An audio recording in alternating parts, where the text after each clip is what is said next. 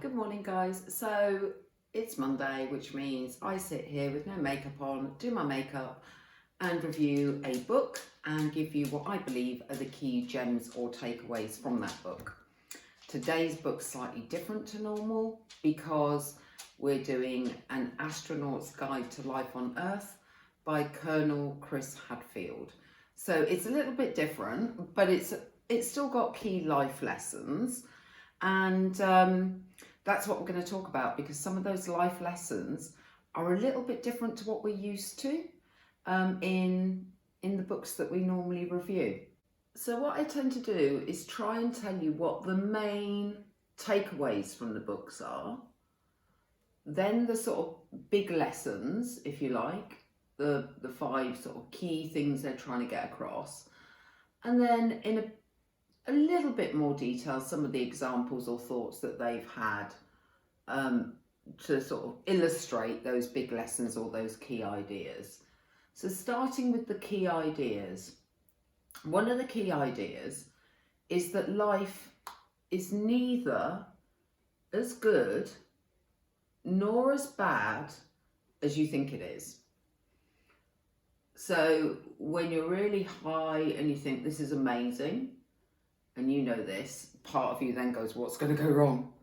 Yeah, it's not as good as you think, because there'll always be something. And when it feels like it's absolutely devastating and your world has come to an end, it's never as bad as you think. And the only example I can think of that is when I was left homeless with 3 very young children by my ex-husband. I would say that was a low point, but it's not recoverable from, so it's never as bad as you feel it is at the time. I do have problems with the never as good, I must admit. As bad, I agree with, it's never as bad as you think. As good, I suppose it depends on your standard of what good is. For me nowadays, getting a bit older, good is kind of comfortable and, you know, just feeling chilled with my life, and that makes my life pretty good, to be fair. I don't really know what I'm going to do makeup wise today, so you're going to see me debating stuff. One of the other key takeaways, backing on to this life is never as good or as bad as you think it is that success possibly is not what you think it is. It's not winning that big contract, it's not the promotion, it's not your bank account suddenly full of money. Success is actually about the work you do and achieve throughout the whole of your life, whether that's personal, business, emotional, relationships, whatever. And that the feeling of success is, I suppose, kind of what I've got now, where you're just comfortable with everything and you're perfectly happy. And that's what he considers success is. It's the work. You get the sense of success through every piece of work you put into your life, and work doesn't have to be work. His other big one, and you can see where the astronaut training comes in here, is that fear is not about not knowing what's coming. The fear is the worry that you won't know what to do in extraordinary circumstances or life's little hiccups. Pessimism and planning for things going wrong isn't necessarily a bad thing. And that again comes from his training as an astronaut. If you haven't planned and know every single thing to do should an emergency happen on your space station, and it may never happen, then you will die. So to a certain extent, his whole life has been about planning for the worst event, because that gives you confidence should that worst event ever happen. So following what he calls the decision tree. So if your oxygen goes off, what's the first thing you check? You do that. Then what's the next thing? You do that. Then what's the next thing? You do that. Until such time as you either resolve the problem or run out of oxygen. Which seems like a very negative way to put things, but you get the general idea. It gives you coping strategies, because we'd be idiots if we wander around this earth thinking nothing's ever going to go wrong. The one I thought was interesting was in high stress, high emergency situations, the only thing you need to overcome those is knowledge. And again, this comes from the astronaut training. If you know what to do in an emergency, you're not going to get quite as stressed out about the emergency. You're going to stay calm and you're going to deal with it. And he's saying this is a metaphor for life. If you know what to do when, for example, we've had sort of an emergency with the whole COVID thing and in the UK, Brexit. And if you've already thought about it, planned for it, are thinking about it, planning alternatives, you will feel more in command and control of your emotions and your response to things. Because he's very knowledge orientated. He says, feeling ready to do something doesn't necessarily mean you'll succeed. So when people go into being self-employed, they often say things like, I'm ready for this, I'm ready for this. But that doesn't necessarily mean you'll succeed at that. It just means you're ready for it. Being ready actually means knowing where you might fail, but more importantly, knowing what to do if the shit hits the fan. This is all to do with planning and being prepared. The opposite, he says, to worrying is knowing that things can go wrong and having a plan to deal with it. And that takes worry out of life.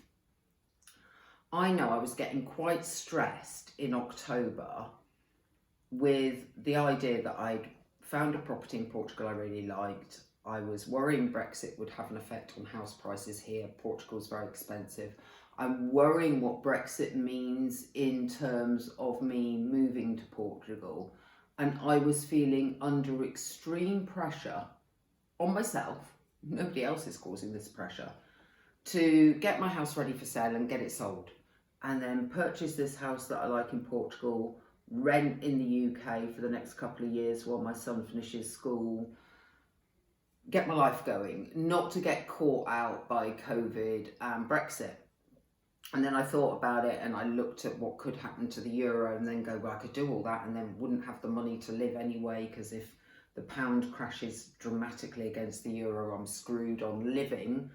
And of course that was creating more pressure and more worry. So the more I thought about the problem, and it is a problem, the more stressed and worried I was getting and the more I wasn't really resolving it.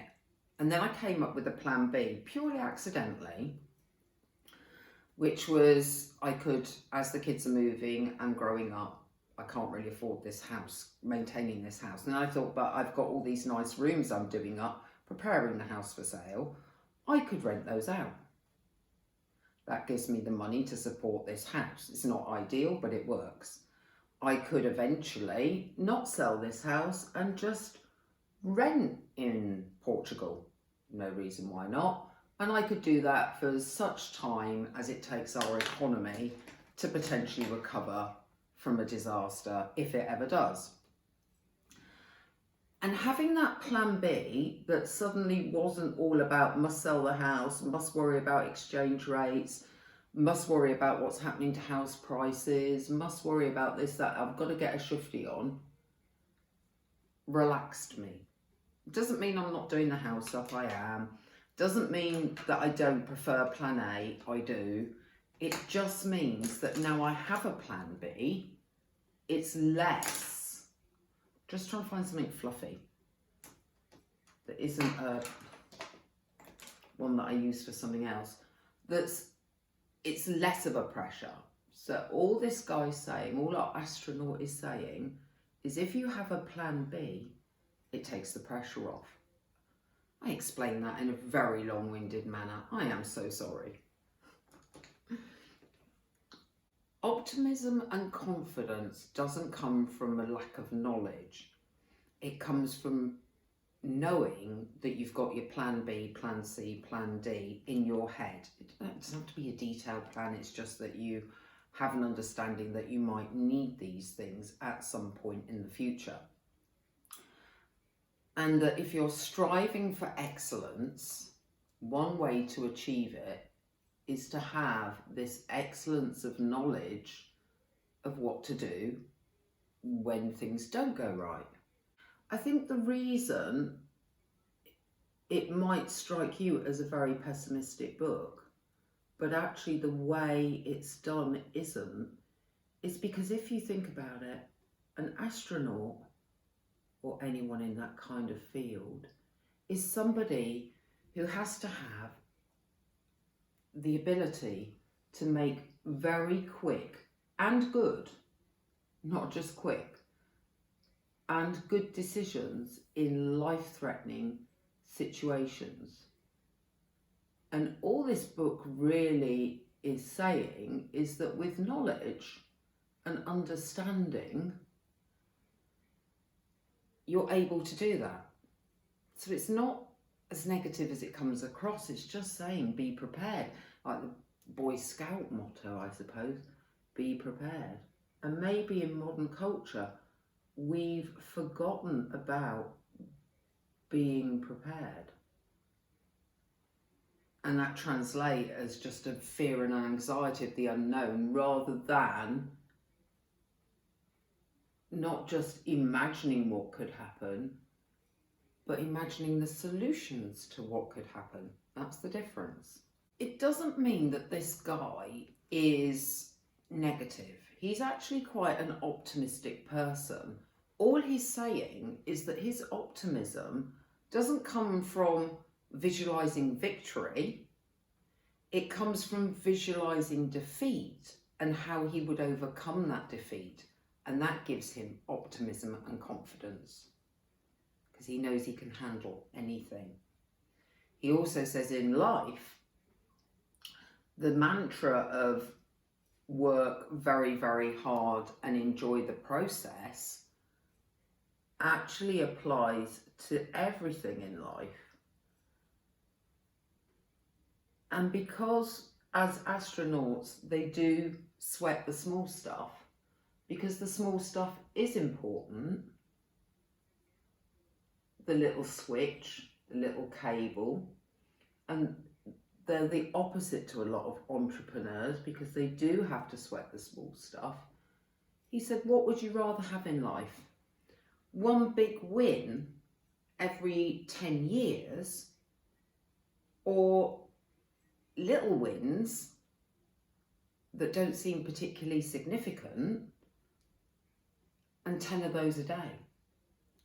So one thing I was going to do was do a little video on how I plan and block my day, and how I don't, or try not to overextend that. In other words, I try not to put so much on that I'm setting myself up for failure. I equally want it to be vaguely challenging. And what I will show is that if you do plan your day in a way that you possibly will achieve what you challenge yourself to achieve, but it's not too much, you end up with lots and lots of little wins a day rather than a big one every 10 years when a payday comes through or something. That is very, very boring makeup.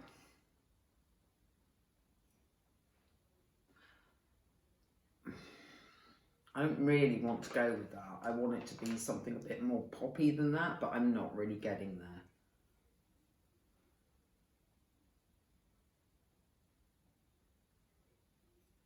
I'm just going to put a bit of glitter here in the hopes to rescue this.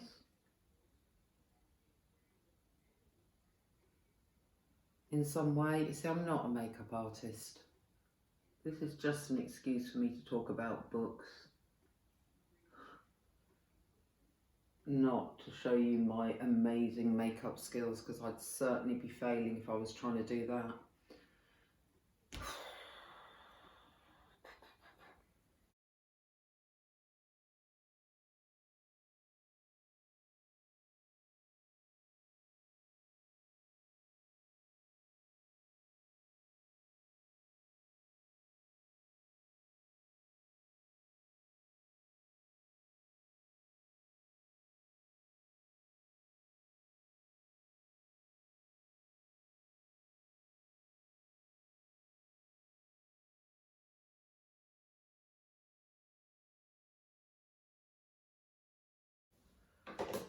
my feelings, or what I took away from it, would be that fear comes from not knowing a plan B or a plan C. So if you've logically thought how you might fail, and most people can do that, rather than ignore that, have a plan B or plan C. That small wins are better than one big win every 10 years. So set yourself up to have small wins a day. That sweat the small stuff. It's important. It could be, in an astronaut's case, life and death. To me, in a business case, double checking typos, double checking proofreading, getting colours right, all says to a potential customer, we care enough to get the details right. So do sweat the small stuff. And that almost by being a pessimist and being thoroughly prepared for the worst that can happen, it gives you optimism and confidence, because you know whatever happens, you'll cope. And that's a very confidence boosting way to live your life.